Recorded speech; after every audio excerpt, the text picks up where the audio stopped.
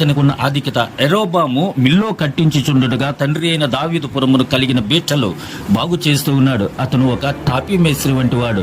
అతను బలాఢ్యుడై ఉండి దేవునిలో నమ్మకత్వంగా ఉండి బీటలు బారిన పురమునకు రిపేరులు అనగా మరమ్మతులు చేస్తూ ఉన్నాడు. అయితే ఇతనికి నమ్మకత్వాన్ని చూసి ఆ పురములో ఉండేటువంటి ఆ షిలోహులో ఉండేటువంటి అహ్యా అను ప్రవక్త అతనిని గమనించి తన కొత్త వస్త్రమును చింపి 10 తునకలుగా ఇచ్చి, నీవు రాబో దినములలో ఈ 10 గోత్రములకు రాజు అవుతావు, జాగ్రత్తగా దేవుని కట్టడలను దేవుని మర్యాదలను జాగ్రత్తగా జరిగించు అని అతనికి వాగ్దానము చేసి వెళ్ళిపోయాడు. అయితే అతను దేవుని ఆజ్ఞలను తృణీకరించాడు. అతను దేవుని కట్టడలను తృణీకరించాడు. దేవుని యొక్క ఆలోచనలను విధి విధానాలను త్రోసివేశాడు అతను రాజైన తరువాత. అయితే అతను కుమారుడు కాయలా పడి ఉన్నాడు, అంటే జబ్బున పడి ఉన్నాడు. ఈ జబ్బున పడి ఉన్న నా కుమారుడు బ్రతుకుతాడా లేదా అని అహ్యా ప్రవక్త దగ్గరికి వెళ్ళటానికి తన ముఖము చెల్లలేదు. ఎందుకంటే ఆయన ముందుగానే చెప్పి ఉన్నాడు, నీవు ఈ 10 గోత్రాలకు రాజు అవుతావని. అయితే నేను దేవుని మాటలను నిర్లక్ష్యం చేశాను, దేవుని మాటలను లక్ష్యం పెట్టలేదు, దేవుని మాటలను తృణీకరించాను. సహోదరి సహోదరుడా, దేవుని మాటలు తృణీకరిస్తున్నావా? దేవుని మాటలను లక్ష్య పెడుతున్నావా?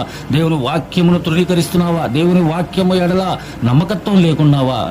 నమ్మకత్వము కలిగి ఉండు. సహోదరి సహోదరుడా, కార్యములు చేయబోతున్నాడు నీ ఎడల దేవుడు. నిశ్చయంగా నేను దీవించి ఆశీర్వదించబోతున్నాడు.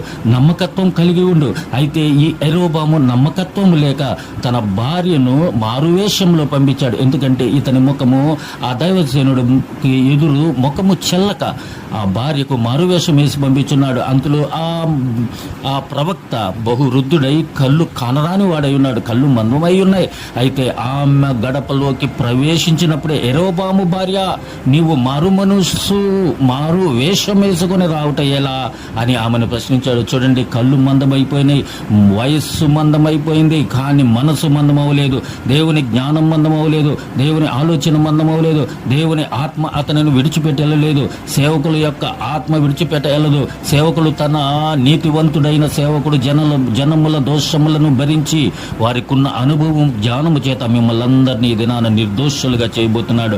దేవునిలో నమ్మకంగా ఉండండి, దేవునిలో భక్తి కలిగి ఉండండి, దేవుని దైవజనులకు మాటకు లోబడి ఉండమని ఈ దినాన దేవుడు మనకు ఈ మాటలు మనందరి వినికిడిలో దీవించి ఆశీర్వదించును గాక. ఆమేన్.